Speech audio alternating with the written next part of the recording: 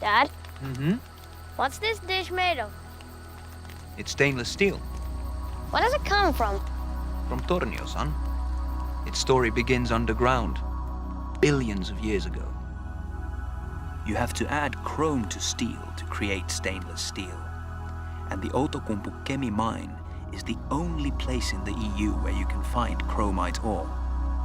They cut tunnels into a seam of ore and use explosives to bring it down.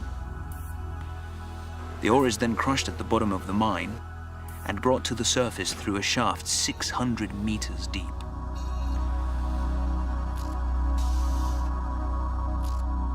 At the surface, the chromite ore is then crushed again and processed into lumpy ore and fine concentrate. And then transported to the Outokumpu Tornio site by trucks. Is it far? No, only about 25 kilometers away.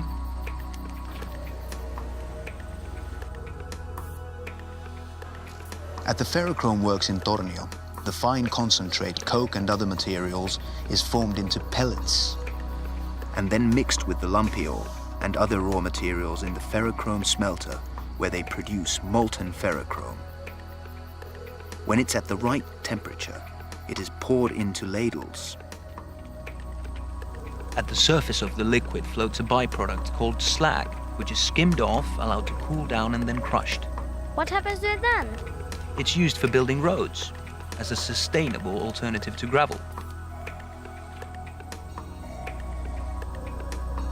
The molten ferrochrome is then transported to the steel melting shop, and it's ready to be used to make stainless steel.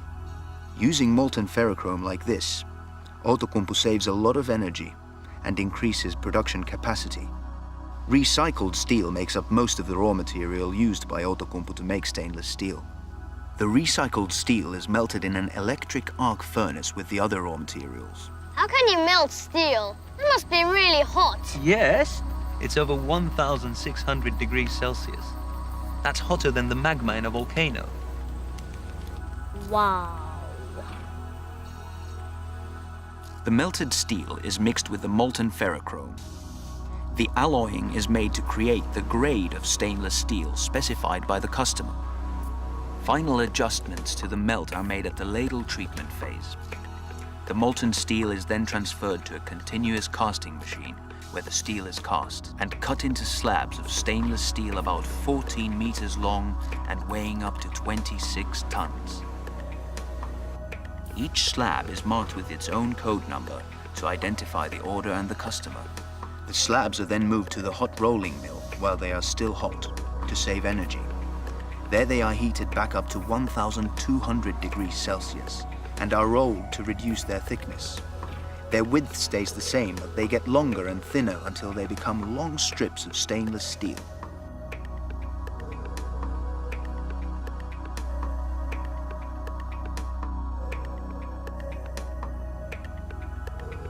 When the strips are thin enough, they are coiled and cooled, ready for cold roll.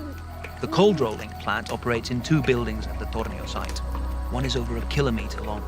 Wow, that's a long building. Yes, it's the longest building in Finland.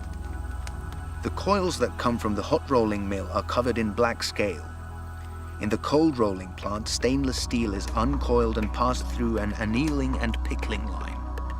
This removes the scale and changes the steel surface from dull black to silver gray. What's annealing and pickling? Annealing is where the stainless steel is heated to improve its formability. And pickling involves treating the steel with acid to remove the scale. The steel band is then rolled to the desired thickness required by the customer and is then annealed and pickled again and rinsed with water.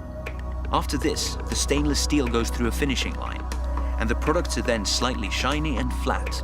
The stainless steel is then taken to be cut to the size required by the customer, either as coils or as sheets. The stainless steel sheets and coils are then packed and loaded on trucks, trains and ships. In Tornio, Outokumpu operates a port where the raw materials arrive and the finished products are ready to be sent to customers around the world. Including the company who made your dish. Dad, What? I'd like to see the steel plant at Tornio one day. Well, perhaps you will, son. Now eat your stew. Dad, It's gone cold.